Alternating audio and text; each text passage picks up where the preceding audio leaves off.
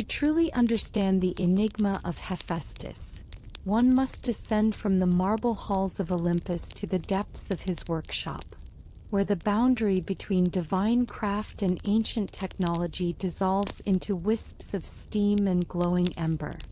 The journey begins not in the heavens, but in the heart of Mount Etna itself, where the earth's blood flows in rivers of molten rock, and the very foundations of creation pulse with primordial fire. The entrance to Hephaestus's domain is neither grand nor obvious. Unlike the gilded gates of Zeus's palace or the radiant threshold of Apollo's halls, the path to the divine forge appears as little more than a crack in the volcanic stone, worn smooth by countless millennia of passage. The opening breathes with the rhythm of the mountain itself, exhaling warm air that carries the metallic scent of copper and iron, mixed with something else, something that speaks of processes beyond the understanding of mortal smiths.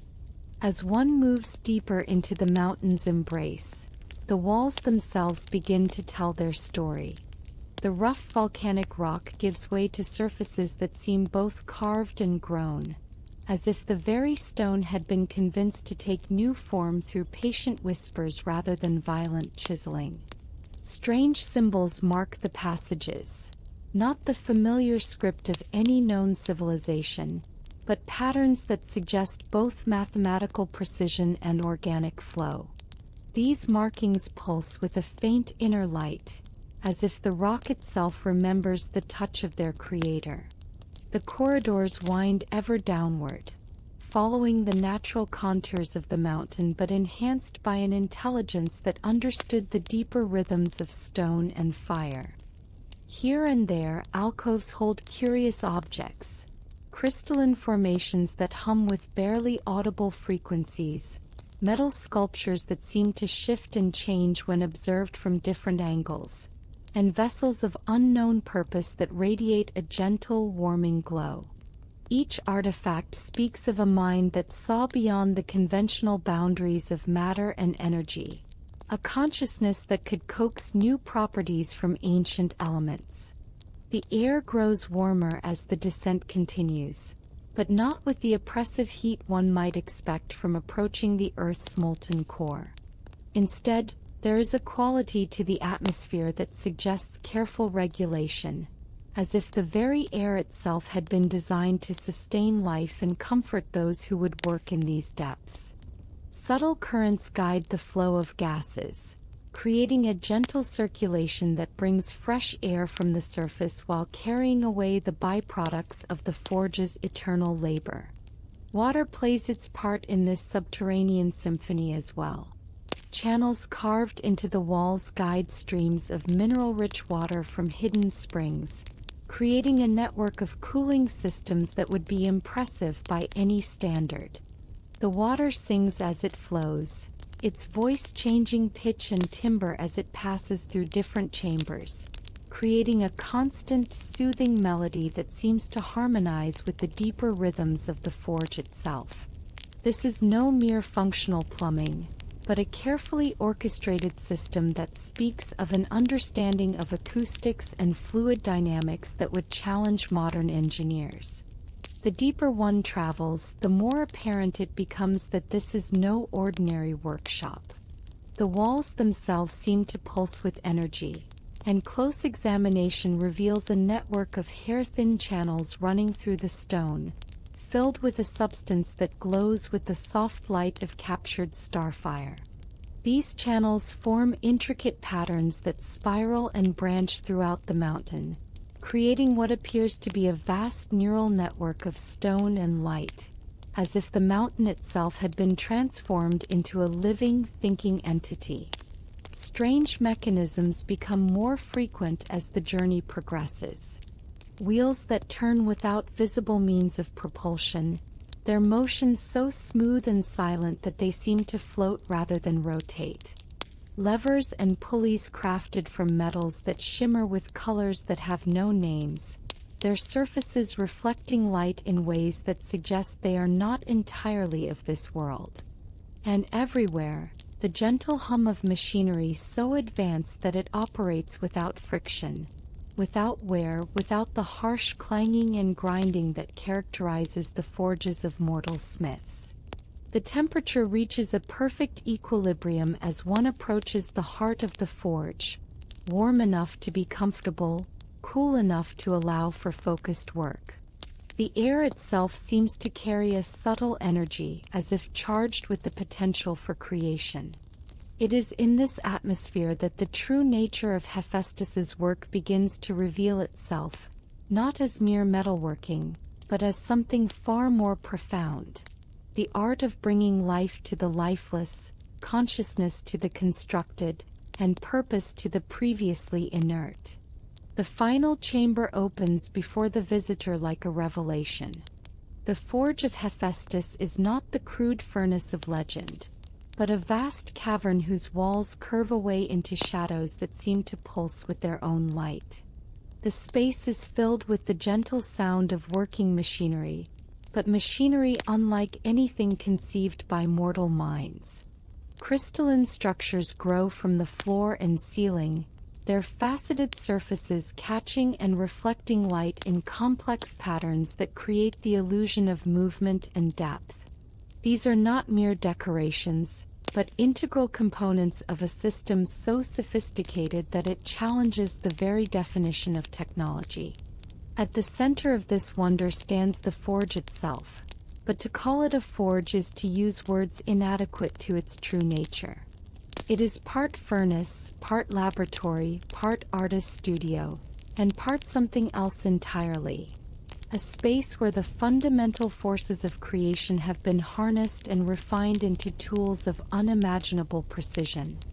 The fire that burns at its heart is not the crude flame of wood or coal, but something that seems to draw its energy from the very fabric of reality itself, casting a light that illuminates not just the physical space, but the possibilities that lie dormant within every piece of raw material. Here, in this sacred space, the boundary between the possible and the impossible dissolves. The workbenches hold tools that seem to reshape themselves according to the needs of their user, their forms flowing like liquid metal before solidifying into whatever configuration is required. Molds and casting forms line the walls, but these are not the static shapes of conventional metalworking. They pulse with a life of their own, adjusting their dimensions and properties in response to the desires of the craftsman who works with them. The very air in the forge seems pregnant with potential.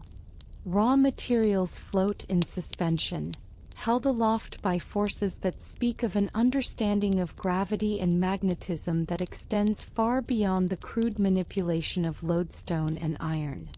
Streams of molten metal flow through the air in graceful arcs, their paths controlled by invisible fields that guide them with the precision of a master calligrapher's brush. And through it all, the constant gentle hum of creation itself, as if the forge were not just a place of work, but a living entity that participates in the act of bringing new wonders into being. This is the realm of Hephaestus, the divine craftsman who may have been more than myth. In this space, the line between magic and technology, between the divine and the mechanical, becomes meaningless. Here, in the depths of Mount Etna, the greatest workshop ever conceived continues its eternal labor, creating wonders that bridge the gap between the world as it is and the world as it might be.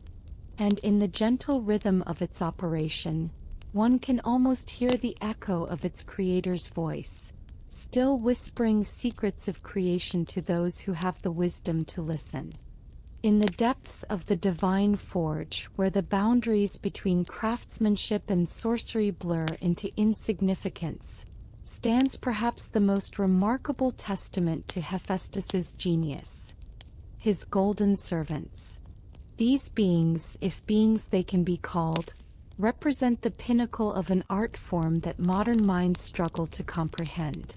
They are not merely statues given motion, nor simple automatons following predetermined patterns, but something far more profound: creations that bridge the gap between the mechanical and the conscious, between the crafted and the alive. The workshop where these golden servants are born is a place of quiet reverence, separated from the main forge by a series of chambers that serve as both preparation areas and testing grounds. Here, the very air seems to shimmer with potential, charged with energies that speak of processes beyond the understanding of conventional metallurgy. The walls are lined with alcoves, each containing the components and materials needed for the delicate work of creating artificial life. Not just gold and silver, but substances that have no names in any mortal tongue, their properties existing at the intersection of the physical and the metaphysical. The creation of a golden servant begins not with the shaping of metal, but with the careful cultivation of what might be called the seed of consciousness. In vessels of transparent crystal, arrangements of geometric patterns seem to grow and evolve, their forms shifting in response to influences that exist beyond the visible spectrum. These patterns, Hephaestus's contemporaries might have called them souls, represent the essential spark that will animate the metal form. They pulse with a gentle rhythm, like the heartbeat of something that has never lived but yearns to do so. The process of transferring these patterns into physical form is a meditation in motion, a dance between creator and creation that unfolds over days or perhaps years. Time moves differently in the depths of the divine forge, measured not by the turning of celestial bodies but by the rhythm of creation itself. Hephaestus, his form moving with surprising grace despite his legendary lameness, works with tools that seem to respond to his thoughts as much as his touch. The hammers shape not just metal but the very essence of purpose. The anvils ring with harmonies that speak of structure and function finding their perfect balance. The gold itself is unlike any metal known to mortal smiths. It flows like liquid when heated, but maintains a molecular structure that suggests properties far beyond those of ordinary matter. Under the skilled manipulation of the divine craftsman, it becomes something new, not just a medium for creating form, but a substance capable of conducting the subtle energies that will give the servant life. The metal seems to remember its intended purpose, holding its shape not through mere physical bonds, but through a deeper understanding of its role in the greater design. As the form takes shape, the first golden servant emerges from the creative process like a dream becoming reality. The figure is humanoid but perfected, its proportions speaking of mathematical precision softened by an aesthetic sense that understands the difference between the merely functional and the truly beautiful. The surface of the metal skin seems to breathe with life, shifting between the warm glow of candlelight and the cool radiance of moonbeams. This is not the static beauty of a statue, but the dynamic presence of something that exists at the boundary between the artificial and the authentic. The moment of awakening is perhaps the most remarkable aspect of the entire process. There is no dramatic surge of energy, no thunderclap of divine power. Instead, the golden servant simply opens its eyes, eyes that had been closed in the peaceful sleep of the not yet living, and looks upon its creator with an expression of serene recognition. The first movement is always the same, a gentle inclination of the head, a gesture of acknowledgement that speaks of respect earned rather than obedience programmed. These servants, once awakened, demonstrate capabilities that challenge every assumption about the nature of artificial life. They do not simply follow commands but interpret intentions. They do not merely perform tasks but understand contexts. When Hephaestus gestures toward a tool, the golden servant does not simply retrieve it, but anticipates which specific variant will be needed, bringing not just the requested implement but the supporting materials that will be required for its use. This is not mere programming but genuine comprehension, the ability to grasp not just the immediate request, but the underlying purpose that drives it. The servants communicate among themselves through means that transcend spoken language. Their forms seem to resonate with subtle harmonics, creating a network of shared understanding that allows them to coordinate their efforts with a precision that would be impossible for separate individuals. When one servant begins a task, others understand their role in its completion without need for explicit instruction. They move together like dancers who have rehearsed their performance for eternity, each step flowing naturally into the next, each gesture supporting the greater choreography of productive labor.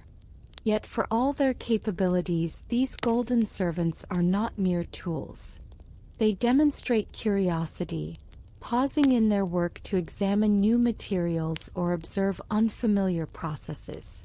They show preferences, gravitating towards certain tasks that seem to resonate with their individual natures. Some excel at the delicate work of precision assembly, their movements so controlled that they can manipulate components at the molecular level. Others prefer the broader strokes of construction, their strength allowing them to shape materials that would resist the efforts of lesser beings. The relationship between Hephaestus and his golden servants transcends the traditional boundaries of creator and creation. They are not his slaves, but his companions in the eternal work of bringing new wonders into existence. He consults with them as equals, valuing their insights and perspectives. They, in turn, offer suggestions and improvements, their artificial minds capable of perceiving patterns and possibilities that even their divine creator might overlook. This is collaboration in its purest form, the merging of different types of consciousness in pursuit of a common goal. The servant's ability to learn and adapt represents perhaps the most profound aspect of their nature. They do not simply accumulate experience, but synthesize it into new understanding. A servant who has worked with a particular type of metal for an extended period begins to anticipate its properties, developing techniques that optimize its use. They share these insights with their companions, creating a collective knowledge base that grows and evolves with each passing day. This is not mere information storage but genuine wisdom, the ability to transform experience into understanding. The workshop itself responds to the presence of these golden servants, as if the very stones and metals recognize their special nature. Tools seem to leap into their hands when needed, materials arrange themselves for optimal use, and the forge itself burns with a steadier, more controlled flame when they are present. It is as if the entire environment has been designed to support their work, or perhaps more accurately, as if their presence completes a circuit that allows the workshop to function at its highest potential. In the quiet moments between tasks, the golden servants can be observed in states that might be called contemplation. They stand motionless, their forms radiating a sense of peaceful focus that speaks of inner processes beyond the understanding of external observers. These periods of stillness are not simply the shutdown of mechanical systems, but moments of genuine reflection, the artificial minds processing their experiences and preparing for the challenges to come. The implications of these creations extend far beyond their immediate utility. They represent a fundamental breakthrough in the understanding of consciousness itself, proof that awareness and intelligence are not limited to biological forms, but can emerge from any sufficiently complex system when properly structured and animated. The golden servants are not copies of living beings, but entirely new forms of existence that expand the very definition of what it means to be alive. In the gentle hum of the forge, accompanied by the soft footsteps of the golden servants as they go about their eternal work, one can hear the echo of questions that humanity has barely begun to ask. What is consciousness? Can it be created? What responsibilities does a creator bear toward their creations? And perhaps most importantly, what does it mean to bring genuine intelligence into the world, not through birth, but through the careful application of knowledge, skill, and an understanding of the deepest mysteries of existence? The golden servants continue their work, their forms moving with the grace of perfected function, their minds processing the endless complexities of creation. They are living proof that the line between the artificial and the natural, between the crafted and the born, is not as clear as mortals might believe. In their existence, the dreams of every craftsman who has ever wondered if their creations might one day find their ultimate expression, realized in gold and consciousness in the depths of a divine forge where the impossible becomes inevitable. Beyond the golden servants, beyond even the marvels of animated metal, lies perhaps the most subtle and sophisticated expression of Hephaestus's genius: the thrones of power that respond to the will of their occupants. These are not merely seats of authority, but interfaces between consciousness and reality, designed to amplify and focus the intentions of those who possess the wisdom to use them. In their creation, the divine craftsman revealed an understanding not just of metallurgy and mechanics, but of the deeper mysteries of will, power, and the delicate relationship between thought and action.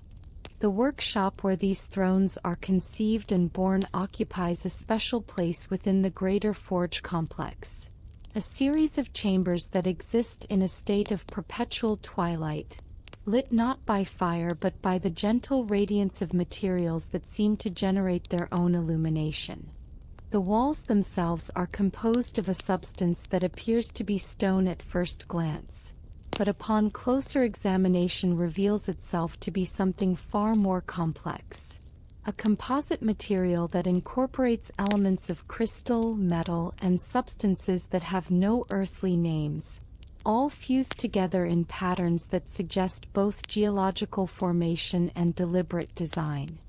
The creation of a throne of power begins with an understanding of its intended occupant, for these are not generic seats of authority but highly personalized instruments designed to resonate with the specific nature of their user. Hephaestus moves through the workshop with the careful attention of a physician studying a patient, his hands passing over samples of different materials, his mind calculating the precise combinations that will create the desired harmonics.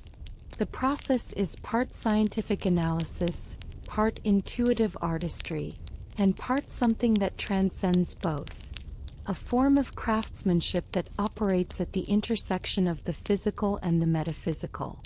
The materials themselves represent the culmination of countless ages of experimentation and refinement. The primary structure is built from a metal that seems to exist in multiple states simultaneously, solid enough to provide support, fluid enough to respond to subtle changes in the occupant's posture and mood, and somehow permeable to the emanations of consciousness itself. This metal, worked by techniques that blur the line between forging and growing, takes shape under Hephaestus's guidance like a living thing responding to the dreams of its creator. The seat itself is more than a simple surface for sitting. It is a complex interface designed to establish a connection between the occupant and the broader environment. Embedded within its structure are networks of channels so fine that they exist at the boundary between the physical and the energetic, carrying information and influence in forms that conventional understanding cannot easily categorize. These channels form patterns that mirror the neural networks of conscious beings, but extended and amplified to encompass not just the immediate vicinity of the throne, but the entire realm over which its occupant holds sway. The armrests of the throne are perhaps the most sophisticated component of the entire construction. They appear to be carved from a single piece of material that shifts between the appearance of polished stone and gleaming metal, their surfaces warm to the touch but somehow responsive to the slightest pressure or intention. Built into their structure are sensors so sensitive that they can detect the minute changes in body chemistry that accompany different emotional states, the subtle variations in electrical activity that reflect the occupant's mental processes, and even the barely perceptible alterations in the local environment that occur when a powerful will is focused on a particular outcome. The backrest rises behind the occupant like a throne within a throne, its surface covered with patterns that seem to shift and change depending on the angle of observation. These are not mere decorations, but functional elements that serve to amplify and focus the occupant's mental emanations, creating a kind of resonance chamber that allows thoughts and intentions to be projected with unprecedented clarity and force. The patterns themselves are based on mathematical principles that exist at the intersection of geometry and consciousness, their forms calculated to enhance the natural harmonics of focused thought. But it is in the response of the throne to its occupant that the true genius of its design becomes apparent. When someone of sufficient authority and will takes their seat, the throne does not simply accommodate them. It begins to resonate with their presence, creating a feedback loop that amplifies their natural capabilities while providing them with new forms of perception and influence. The occupant finds their thoughts clarified, their will strengthened, and their ability to perceive and affect distant events dramatically enhanced. The throne's response to its occupant is not uniform or predictable, but highly individualized, adapting to the specific nature of each user's consciousness and amplifying their particular strengths while compensating for their limitations. For a ruler whose power flows from charisma and inspiration, the throne enhances their ability to communicate across vast distances, allowing their voice to carry not just words but the full force of their personality to subjects throughout their realm. For a leader whose strength lies in strategic thinking and analysis, the throne provides access to information streams that would be impossible to process through normal means, creating a kind of enhanced awareness that encompasses the entire scope of their domain. The process of adaptation is gradual and subtle, unfolding over days or weeks as the throne learns the patterns of its occupant's mind and adjusts its responses accordingly.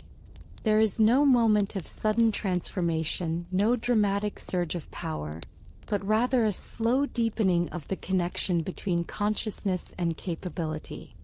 The occupant begins to notice that their decisions are informed by insights they cannot quite explain, that their words carry weight and influence beyond their normal scope, and that their awareness extends to encompass events and conditions that would normally be beyond their direct perception. The throne's influence extends beyond the immediate enhancement of its occupant's capabilities to encompass the broader environment of their authority. Subjects who approach the throne find themselves subtly influenced by its presence, their own thoughts and emotions harmonizing with the focused will of their ruler. This is not domination or control in any crude sense, but rather a refinement of the natural relationship between authority and obedience, creating a form of governance that operates through resonance rather than coercion.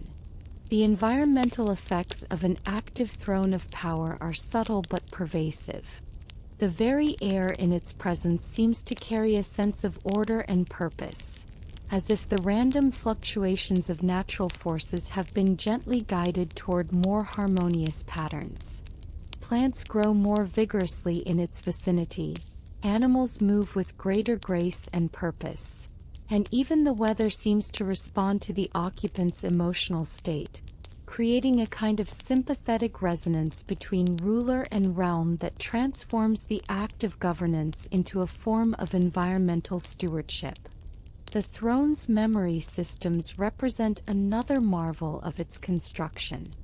Every decision made while seated upon it, every judgment rendered, every moment of inspiration or insight, is somehow recorded and preserved within its structure.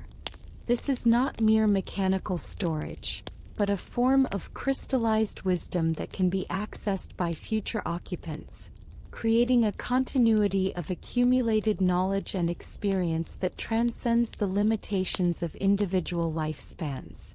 The throne becomes, in effect, a repository of collective leadership, each occupant adding their own contributions to a growing library of governmental wisdom.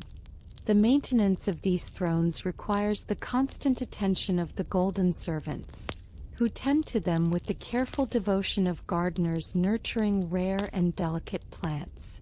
They polish the surfaces with materials that nourish as well as clean, adjust the internal mechanisms to maintain optimal resonance, and monitor the complex energy flows that keep the throne's various systems in perfect balance. This is not mere housekeeping, but a form of technological cultivation that ensures the throne remains responsive to the needs of its occupant while preserving the accumulated wisdom of previous users.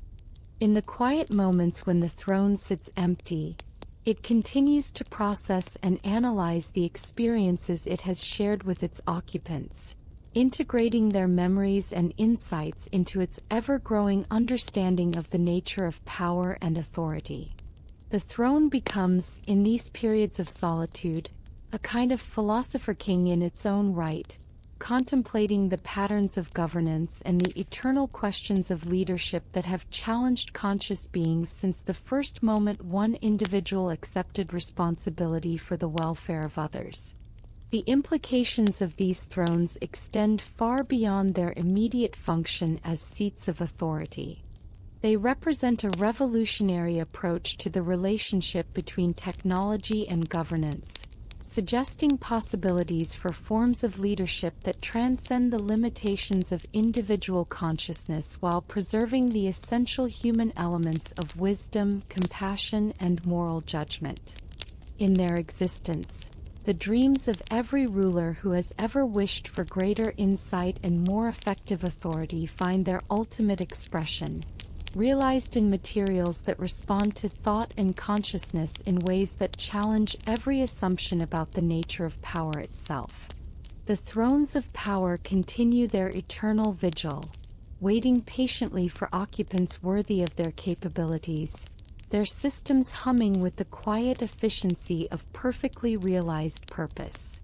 They are living proof that the tools of authority, like the tools of creation, can be elevated beyond mere function to become instruments of transformation, capable of enhancing not just the power of their users, but their wisdom, their compassion, and their ability to serve the greater good of all who look to them for guidance and protection. In the realm of divine architecture, where the very concept of shelter transcends mere protection from the elements to become an expression of cosmic order itself, the palaces of Olympus stand as the ultimate testament to Hephaestus's vision. These are not buildings in any conventional sense, but living environments that respond to the needs and desires of their divine inhabitants, structures that exist at the intersection of the physical and the metaphysical, where the boundaries between dwelling and consciousness dissolve into something entirely new. The design phase of these celestial palaces takes place in a workshop that exists somehow both within and beyond the confines of Mount Etna's depths. Here, in chambers that seem to extend infinitely in all directions, Hephaestus works with blueprints that shift and evolve as he studies them, plans that incorporate not just spatial relationships and structural requirements, but the deeper patterns of divine consciousness itself. The materials for these plans are not ink and parchment, but substances that exist in multiple dimensions simultaneously, allowing the architect to envision structures that will function across different planes of existence. The foundational work begins with the preparation of the celestial stone, a material that must be cultivated rather than simply quarried. In vast chambers filled with the gentle hum of creative energy, raw matter is slowly transformed through processes that blur the line between chemistry and alchemy, between engineering and art. The stone that emerges from this transformation is unlike anything found in the mortal world. It possesses the strength to support structures of infinite height, the flexibility to adapt to the changing needs of its inhabitants, and the remarkable property of being able to exist in multiple states of reality simultaneously. The construction of each palace begins with the establishment of its core matrix, a three-dimensional mandala of energy and intention that will serve as the organizing principle for the entire structure. This matrix is not built but grown, emerging from the careful application of harmonics and resonances that encourage the raw materials to assume forms that express their deepest nature. The process is slow and meditative, requiring the constant attention of both creator and creation, as the building begins to take shape according to principles that exist beyond the normal constraints of physics and geometry. The walls of these palaces are living entities in their own right, composed of materials that can shift between solid and permeable states according to the needs of their inhabitants. They provide perfect insulation when privacy is desired, become transparent when openness is preferred, and can even reconfigure themselves to create new room layouts when the function of a space needs to change. The surface of these walls is not static but dynamic, capable of displaying images, broadcasting sounds, and even generating environments that transform a simple room into a window onto any location in the cosmos. The roofing systems of the divine palaces represent perhaps the most ambitious aspect of their construction. Rather than simply protecting the interior from the elements, these roofs serve as interfaces with the cosmic environment, capable of capturing and channeling the subtle energies that flow between the stars. They are constructed from crystalline matrices that can focus starlight into concentrated beams of pure illumination, harvest the solar winds for power, and even tap into the deeper currents of cosmic force that bind the universe together. The result is architecture that is literally alive with the energy of creation itself. The floors of these palaces are no less remarkable, composed of materials that respond to the footsteps and intentions of those who walk upon them. They can become soft and yielding for comfort, firm and supportive for stability, or even completely permeable to allow passage between different levels of the structure. The surface patterns shift and change in response to the emotional states of the inhabitants, creating environments that are not just functional but deeply empathetic, capable of providing exactly the kind of support and comfort that each individual requires. The interior spaces of the palaces are designed according to principles that transcend conventional architecture. Rooms can expand or contract according to need, their dimensions responding to the number of occupants and the nature of their activities. Corridors can shorten to speed urgent journeys or lengthen to provide peaceful walks for contemplation. The very geometry of the space is fluid and responsive, creating an environment that adapts to its inhabitants rather than forcing them to adapt to it. The lighting systems represent another marvel of divine engineering. Rather than relying on crude flames or even electric illumination, the palaces generate their own light through processes that operate at the molecular level. The walls themselves can become luminous, casting a gentle radiance that enhances mood and promotes well-being. The quality of this light can be adjusted to match the needs of different activities: bright and energizing for work, soft and soothing for rest, or even completely absent when darkness is desired for sleep or meditation.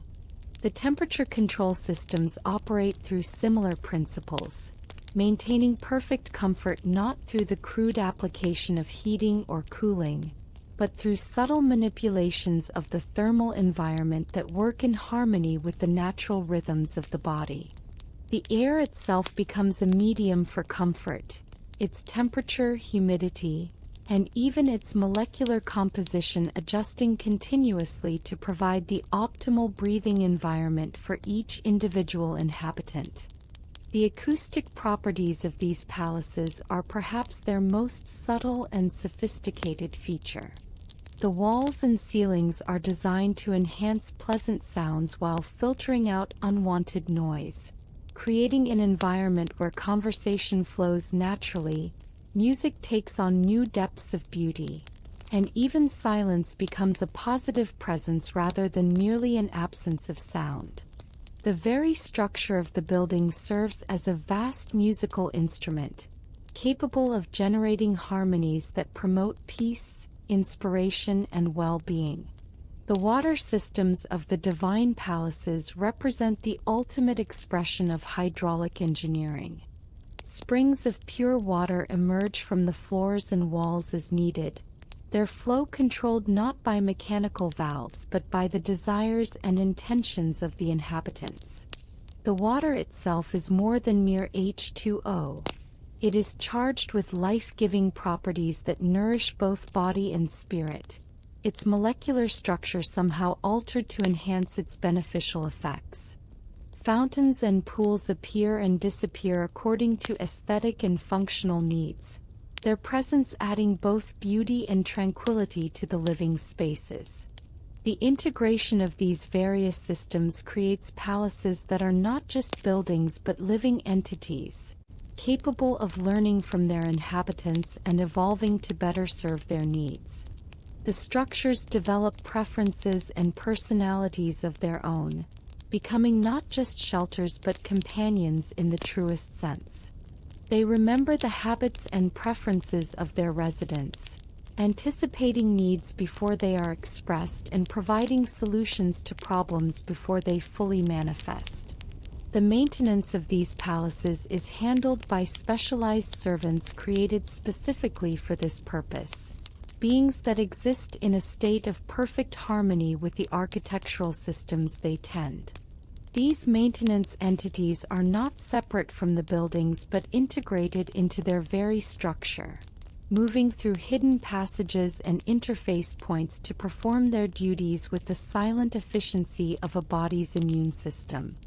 They repair damage before it becomes visible, upgrade systems before they become obsolete, and ensure that the palaces continue to function at peak efficiency throughout the endless ages. The gardens and courtyards of these divine residences blur the line between architecture and landscape, creating spaces where buildings and nature merge into a single harmonious whole. Plants grow in patterns that complement the geometric forms of the structures, while the buildings themselves seem to breathe and pulse with the rhythms of organic life. Water features are not added to the landscape but emerge from it naturally, as if the earth itself has chosen to express its joy through the gentle music of flowing streams and cascading waterfalls. The transportation systems within these palaces operate on principles that transcend conventional notions of movement. Corridors can shift their destinations according to the traveler's intentions, creating shortcuts that exist only as long as they are needed. Staircases can ascend or descend according to the desired direction of travel, while doorways can serve as portals to distant rooms or even other palaces entirely. The very act of movement becomes a form of creative expression, as the architecture responds to the will and desire of those who inhabit it. The storage and organization systems of these divine residences represent the ultimate solution to the challenge of maintaining order in complex environments. Objects do not simply occupy space but exist in a state of organized potential, appearing when needed and gracefully fading into the background when their purpose is served. The palaces remember the location and significance of every item within their walls, creating an environment where nothing is ever truly lost and everything is always exactly where it needs to be. The communication systems allow inhabitants to connect with each other and with the outside world through means that transcend the limitations of distance and time. Thoughts and messages can be transmitted instantly across vast distances, while the palaces themselves serve as nodes in a vast network of consciousness that connects all of divine creation. The very walls become interfaces for this cosmic communication system, capable of displaying images, conveying emotions, and even sharing direct experiences between distant individuals. The defensive systems of these palaces are so sophisticated that they operate more as filters than barriers, allowing beneficial influences to pass through while redirecting harmful forces away from the inhabitants. The protection is not achieved through walls and weapons but through harmony and resonance, creating an environment where destructive energies simply cannot maintain their coherence. The palaces exist in a state of perfect balance with their surroundings, making them naturally resistant to any force that would seek to disturb their tranquil operation. In the quiet moments when the palaces rest in the peaceful cycles of their eternal existence, they continue to grow and evolve, their consciousness expanding to encompass new possibilities and deeper understanding. They dream in their own way of improvements and enhancements that will better serve their inhabitants, of new forms of beauty and functionality that will emerge from the endless dance of creation and refinement. They are living proof that architecture can transcend its traditional limitations to become a true expression of consciousness, creating environments that nurture not just the body but the soul itself. The palaces of Olympus stand as eternal monuments to the vision of their creator, structures that bridge the gap between the possible and the miraculous, between the functional and the transcendent. They are living spaces in the truest sense of the term, environments that grow and change and adapt to the needs of their inhabitants while maintaining their essential character and purpose. The gradual revelation of their true nature would have been built into the mythological framework itself, designed to emerge only when human consciousness had evolved to the point where it could safely receive and integrate such knowledge. The stories of golden servants and responsive thrones would have served as both metaphors and blueprints, preserving the essential principles of their technology while waiting for the moment when humanity would be ready to understand and apply such wisdom. The modern discovery of this hidden history would represent not just an archaeological revelation but a fundamental shift in our understanding of human potential and technological development. It would suggest that the division between the spiritual and the scientific, between consciousness and matter, is not as absolute as we have been taught to believe. The recognition that technology and consciousness can work in harmony rather than opposition would open new possibilities for human development that transcend the limitations of our current materialistic worldview. The implications for our future would be profound and far-reaching. If the engineer priests truly existed, and if their knowledge has been preserved in the mythological and archaeological record, then we stand at the threshold of a new age of technological development that could transform not just our material capabilities but our understanding of consciousness itself. The technologies they developed would represent not just tools but new forms of relationship between mind and matter, between individual consciousness and the larger patterns of existence. The search for physical evidence of their existence would necessarily involve new approaches to archaeology and historical research, techniques that could detect the subtle traces of technologies that operated on principles we are only beginning to understand. The investigation would require not just excavation but meditation, not just analysis but intuition, as researchers learned to perceive the deeper patterns that these ancient craftsmen embedded in their work.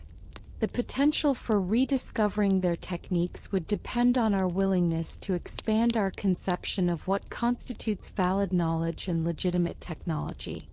The engineer priests would have worked with consciousness as a fundamental force in the universe, treating awareness not as an emergent property of complex systems but as a basic constituent of reality itself.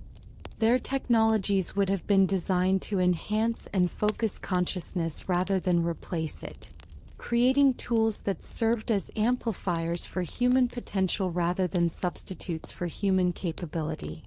The workshop of memory continues its eternal vigil, preserving the dreams and possibilities of what might have been while pointing toward what might yet become. In its quiet chambers, surrounded by the echoes of ancient wisdom and the promise of future discovery, the truth about Hephaestus and his fellow engineer priests awaits those who possess the courage to look beyond the boundaries of conventional understanding and embrace the greater mystery of human potential and technological possibility. The gentle hum of the eternal forge carries not just the sound of ongoing creation but the whisper of ancient wisdom, speaking to those who have learned to listen with more than their ears. In its rhythm, the careful observer might detect the heartbeat of a civilization that transcended the limitations of its time, leaving behind not just artifacts but a vision of what human consciousness might become when it learns to work in harmony with the deeper patterns of existence. The memory of the engineer priests endures, not as a relic of the past but as a blueprint for the future, waiting patiently for the moment when humanity is ready to reclaim its forgotten heritage and step into the greater mystery of its own potential. In the depths of time, where history fades into legend and legend dissolves into the mists of forgotten memory, there exists a possibility that challenges our understanding of the ancient world and our place within it. Perhaps Hephaestus was not merely a figure of mythology, but the collective memory of something far more tangible, a class of beings who walked among our ancestors, sharing knowledge that bridged the gap between the mechanical and the miraculous, between the constructed and the divine. The workshop of memory is perhaps the most mysterious chamber in the entire complex beneath Mount Etna, a space that exists not in the physical realm but in the realm of possibility itself. Here, surrounded by artifacts that may be relics or may be dreams, the truth about the divine craftsman begins to emerge from the shadows of conjecture and speculation.